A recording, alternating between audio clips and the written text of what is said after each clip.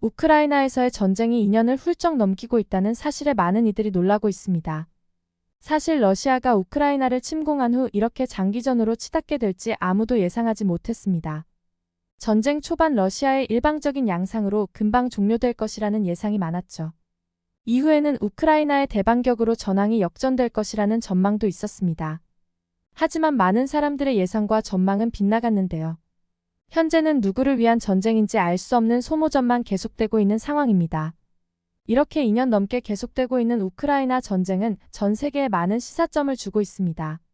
무엇보다도 군사력 평가의 기준이 좀 더 추가되어야 한다는 것이었습니다. 일반적으로는 각국의 인구와 최신 무기 보유량, 국방비 지출 등을 기준 삼아 전 세계 군사력을 평가했습니다.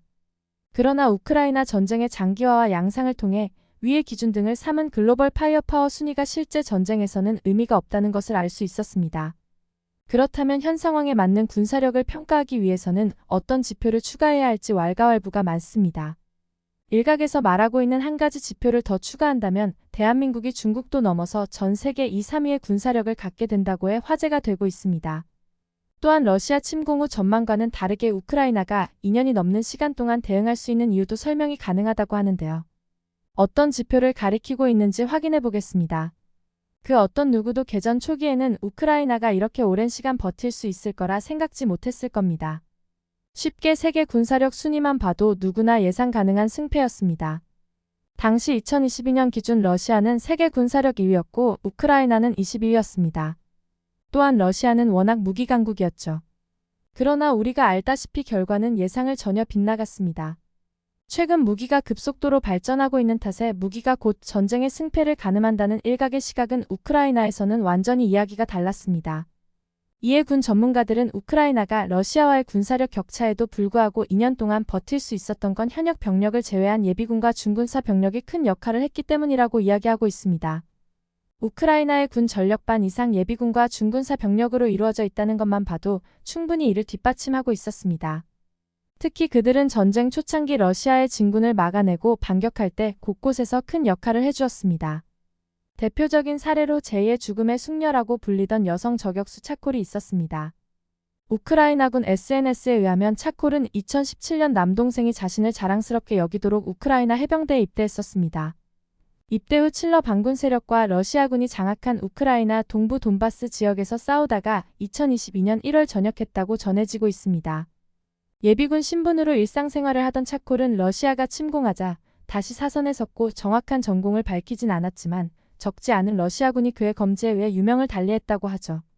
또한 한때 화제가 되었던 해외 의용군도 상당수는 예비군들이었습니다. 이들은 자신들의 신념으로 가득 차 있는 상태에서 무엇을 위해 싸워야 하는지 충분히 이해하고 있어 러시아군을 상대로 참전을 감행했습니다. 물론 최근에는 전쟁이 워낙 장기화돼 그것만으로는 한계가 있어 그동안 우크라이나 지원에 소극적이던 미국도 긴급 군사 지원에 나서기도 했습니다. 이에 반해 러시아군의 상황은 완전히 달랐습니다. 러시아군은 대부분 어린 징집병들로 구성되어 있었습니다. 그런데 그들은 자신들이 왜 우크라이나에 왔는지조차 모르는 경우가 많았습니다. 그렇기 때문에 러시아군의 사기 저하는 물론이고 어떻게 싸워야 하는지조차 몰랐습니다. 러시아군이 실수로 아군에게 포격을 가하거나 무기를 버리고 도망갔다는 소식을 여러 번 접할 수 있었죠. 심지어 무기를 우크라이나군에 가져다 바치며 항복하는 일이 많이 일어나고 있었는데요. 애초에 명분 자체가 없는 전쟁인데다 우크라이나에서 무슨 일이 벌어지고 있는지 알기에 여전히 많은 러시아 청년들이 입대를 피하려고 하는 상황입니다. 이런 부분 때문에 군사 전문가들은 국가의 군사력을 평가할 때 장비의 성능과 가용성도 필수적으로 고려해야 하지만 이에 못지않게 각 병사가 받는 훈련의 질도 중요하다고 이야기합니다. 또한 병사들이 전역하고 나서 구성된 예비군과 중군사 조직 규모도 중요한 기준이 된다고 주장하고 있습니다. 바로 이런 점 때문에 군사력 지표에서는 현역만을 군 병력으로 집계했던 것을 이제는 예비역 등 즉시 전투에 투입할 수 있는 인원까지 포함해 군 병력의 범위를 늘려야 한다고 주장하고 있습니다. 이에 따라 비주얼 캐피탈리스트는 각국의 군병력을 다시 집계해 순위를 정했습니다. 그 결과는 다소 의외일 뿐 아니라 충격적이었습니다. 현역과 상비군은 동일한 의미이며 예비군은 일반 시민이 주 병력이 되어 전쟁 및 이에 준하는 천재지변 그 외 긴박한 상황에 병력을 추가 동원할 필요가 있을 때를 대비해서 선발 또는 임명된 시민들을 훈련하고 준비시키는 군사 조직입니다. 중군사 조직이라고 하면 그 나라의 정규군은 아니지만 법령 등이 정하는 바에 따라 군대에 준하는 무력과 조직체계를 갖추고 군사임무를 수행하는 무력단체의 총칭이죠. 예를 들면 국경수비대, 보안군, 전투경찰, 정치국원 등 국가마다 매우 다양한 형태로 존재할 수 있습니다. 그런데 보통 군사력을 비교할 때 예비군까지는 군병력으로 볼 때가 많지만 준군사 조직까지 그 의미를 확장한 경우는 보기 드물죠. 하지만 준군사 조직 수치가 각국에 적용되자 그동안 우리가 알던 군사력 순위는 완전히 뒤바뀌고 있었습니다. 현역 병력으로만 본다면 세계 인구 순위 2위를 차지하고 있는 중국이 218만 5천 명으로 1위를 차지하고 있습니다. 2위 인도의 145만 5,550명에 비해서도 중국은 압도적인 현역 병력을 보유하고 있습니다. 순위에서 100만 명이 넘는 현역병을 보유하고 있는 국가는 중국과 인도에 이어 미국이 138만 8,100명으로 3위에 이름을 올렸고 북한이 128만 명으로 4위, 그 뒤로 러시아가 101만 4천 명으로 5위를 차지하고 있었습니다. 중국과 인도는 워낙 인구가 많기 때문에 보유할 수 있는 현역병도 넘사벽이었습니다.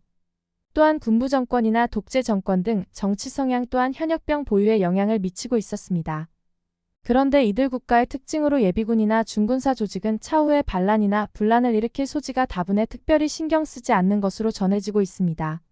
하지만 미국은 여타 국가들과는 다른 이유로 현역 군인이 많다고 하는데요.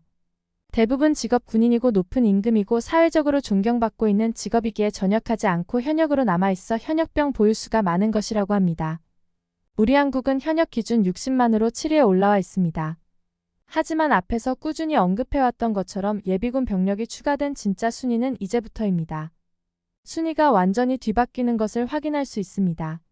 10위는 이란으로 현역과 예비군 병력을 합쳐 120만 명, 9위는 170만 명인 파키스탄, 8위는 200만 명인 북한으로 집계되고 있습니다.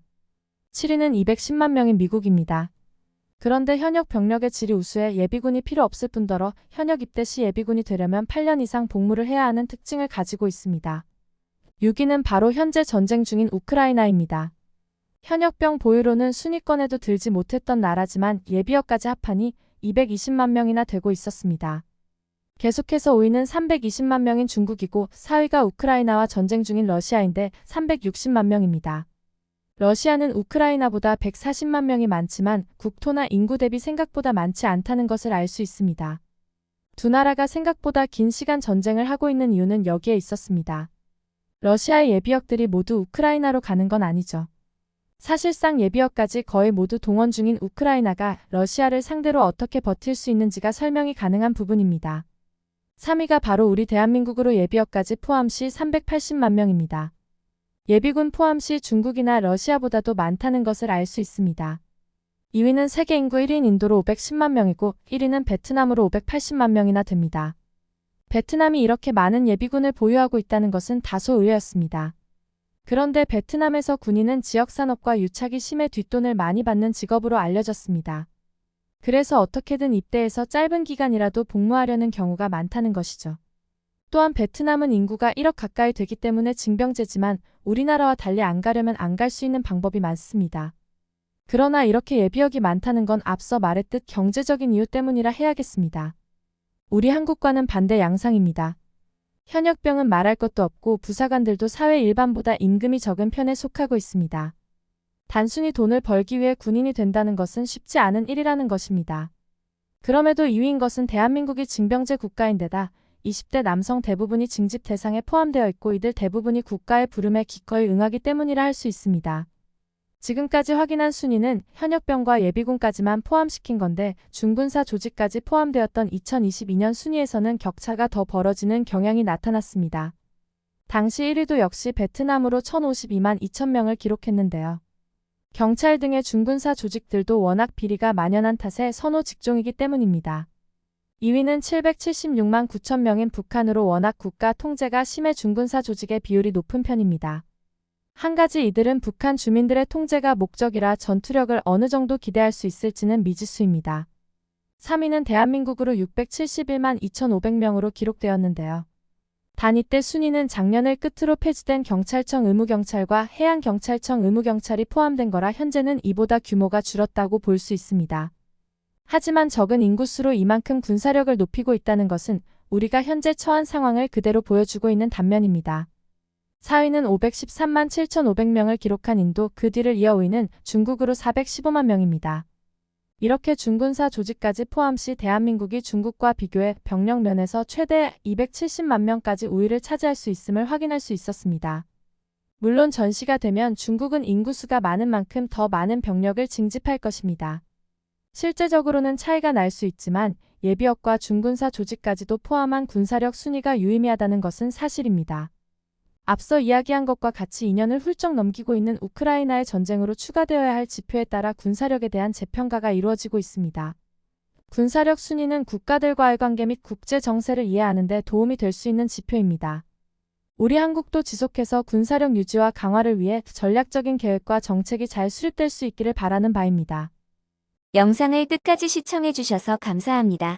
구독과 좋아요는 영상 제작에 큰 힘이 됩니다.